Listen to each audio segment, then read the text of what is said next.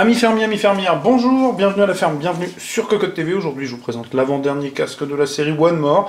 Il s'agit du One More Triple Driver BT In-Ear Headphones. Et oui, One More persiste sur les noms un petit peu longs. Nous sommes donc face à un Atra, vous le voyez, au positionnement plutôt haut de gamme, destiné aux nomades qui cherchent à rester, je dirais, en lien avec son environnement, puisqu'il est équipé d'un micro et notamment d'une réduction active de bruit sur le micro qui est a priori identique à celle du VRX, et comme je vous l'ai dit dans la dernière vidéo, le VRX, le casque gaming, propose un micro de tout premier ordre, ce qui pourrait être donc intéressant.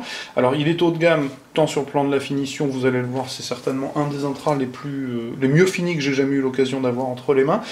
Ça se ressent forcément au niveau du prix, 199 $. Heureusement, One More a la bonne idée, en général, de faire une conversion qui est plutôt respectueuse des Européens, donc on devrait retrouver normalement le casque autour de 180 €, reste à voir.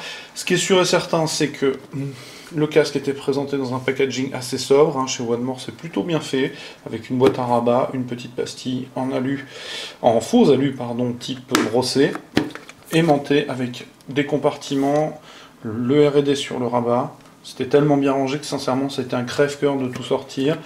On apprend qu'il est Hi-Res audio, la construction donc sur laquelle je reviendrai. Les spécifications techniques sont rappelées au dos et il nous en manque une sur laquelle nous n'avons pas pour l'instant trouvé d'informations. C'est pas faute d'avoir cherché, je n'ai pas le spectre couvert de ce petit casque, c'est l'inconnu du moment. J'espère le trouver d'ici le test, et d'ici le test écrit surtout qui paraîtra donc dans nos colonnes.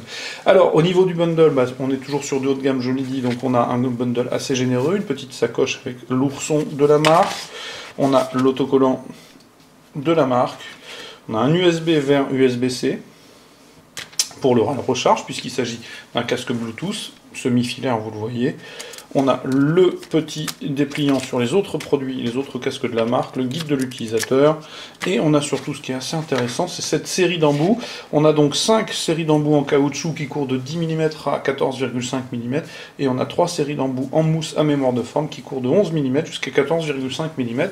C'est plutôt sympa, on trouvera forcément ce qui nous sied, et en tout cas ce qui convient à nos oreilles, donc ça c'est une bonne chose. Reste à savoir si les mousses à mémoire de forme auront un impact sur le spectre ou la restitution, dans la mesure avec un peu plus d'étanchéité. Parfois, on a des basses un peu plus rondes. Alors le casque, bien vous l'avez sous les yeux.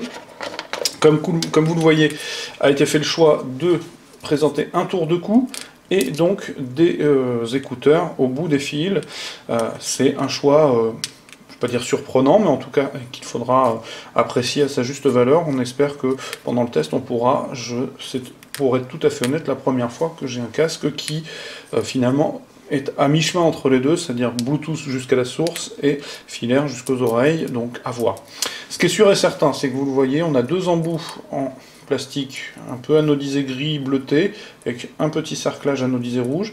Celui de gauche porte le bouton lecture pause, raccrocher, décrocher, le micro, le bouton de volume plus moins, le bouton d'allumage, le capteur qui devrait permettre de mettre en route la réduction active de bruit pour le micro. Si c'est, comme je l'ai dit, identique au VRX, on devrait être vraiment sur quelque chose de très intéressant. Alors évidemment, je vous dis vraiment parce que je ne l'ai pas testé, les entrages, je les présente sortis de boîte, c'est toujours plus compliqué de les présenter après utilisation.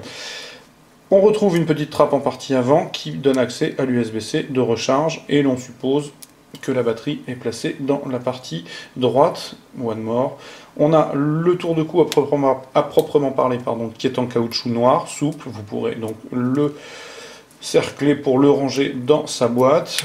On a les deux fils simplement caoutchoutés qui rejoignent donc les deux écouteurs. Alors les écouteurs, la finition est tout simplement exceptionnelle. Je mesure mes mots. Alors One More explique utiliser du métal de qualité aéronautique. Alors c'est peut-être un peu des caisses, mais sincèrement c'est vraiment très très bien fichu et ça respire la solidité. Le manchon ici est en alu, a priori, platine en alu. Contre-cône, donc alu anodisé badgé One More. La coupelle est en alu. Le canon est en alu méché d'alu. Et donc on a l'embout de silicone placé, voilà, sur une gorge qui ne peut donc pas bouger, donc quelque chose de très très bien fini, véritablement très plaisant à regarder. Maintenant, en termes de praticité, je ne sais pas si la présence du tour de cou est un plus ou un moins. On va l'utiliser pendant un petit moment avant de vous dire. Ce qui est sûr et certain, c'est que je me sens obligé de vous présenter cette partie qui m'a été envoyée par One More. La construction donc de l'oreillette est intéressante puisqu'on va avoir une membrane classique et ensuite on va avoir ce qu'on appelle du balanced armature, donc un système qui permet d'avoir 1, 2 et 3 HP par oreille, ce qui est plutôt intéressant. Ça explique le coût conséquent, mais tout est relatif, je le répète, hein, parce que vous pouvez trouver des intras à 1200 €, il n'y a aucun souci là-dessus. Donc quelque chose de, sur le papier, plutôt intéressant, sachant qu'en plus, au niveau de la connexion Bluetooth, on est sur une norme LDAC qui lui permet donc d'avoir un gros débit et on devrait pouvoir écouter du FLAC relativement facilement sans grande difficulté. Est-ce que j'ai quelque chose d'autre à vous apprendre? Oui, bien sûr. Je peux vous donner l'impédance même si je n'ai pas le spectre. Donc l'impédance elle est 32 ohms. On a une autonomie de 7 heures aussi bien en écoute musicale qu'en conversation, et le temps de charge est d'1 heure. Et je pense que j'ai à peu près fait le tour des informations que j'avais sous la main. Donc il s'agit du triple driver BT In-Ear Headphones de One More, casque que je vais donc aller apparier à l'une de mes sources nomades, téléphone ou iPad, on verra. On va utiliser tout ça, puis on va vous faire un test écrit qui paraîtra donc très prochainement sur cocoland.com, que je vous invite à venir lire bien évidemment. Comme d'habitude, je vais vous souhaiter une excellente journée, je vous dis à très très bientôt et au revoir.